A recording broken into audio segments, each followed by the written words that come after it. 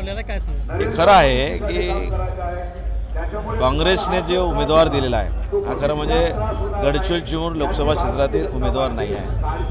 हा पार्सल केलेला उमेदवार, आयात केलेला उमेदवार आहे। त्यांना या लोकसभा क्षेत्रात उमेदवारी मिळालीच नाही असं त्याचा अर्थ होतो, दुसरा उमेदवार मिळालाच नाही आणि त्याच्यामुळे त्यांना दुसऱ्या क्षेत्रातून पार्सल करावं लागलं।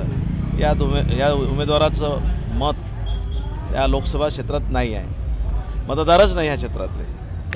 पण पडताळणीवरून आपण एक आरोप केला होता त्यांच्यावर, काय सांगाल? मी आरोप नाही केला, त्यांनी माझ्यावर आरोप केला होता आणि 2004 मध्ये सुद्धा अशा प्रकारचे आरोप केले की खासदार अशोक नेते हे आदिवासी नाहीत, हे बोगस आदिवासी, अशा प्रकारचे आरोप केले। पण मी त्यांच्यावर मग त्यांना सांगितलं की बाबा तुमच्या उमेदवाराबद्दल पहा, पण एक तर तो या लोकसभा क्षेत्रातला नाही आणि विशेष म्हणजे तो हलबी समाजाचा नाही आहे, बोगस आदिवासी आहे।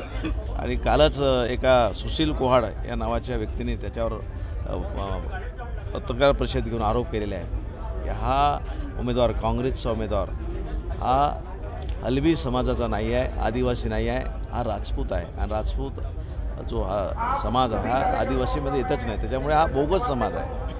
आणि माझ्यावर आरोप केले, त्यांना मी सांगितलं की मी तर 35-40 वर्षापासून पक्षामध्ये काम करतो आहे।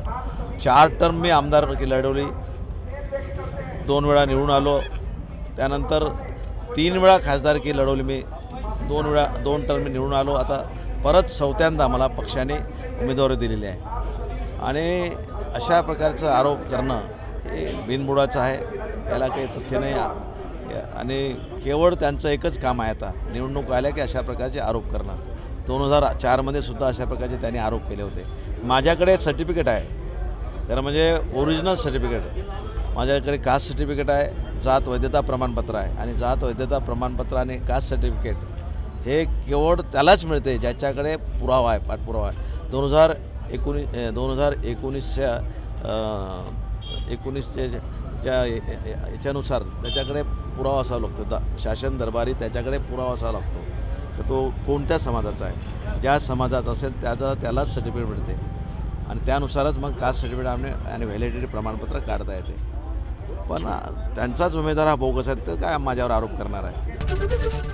एबीपी माझा, उघडा डोळे बघा नीट।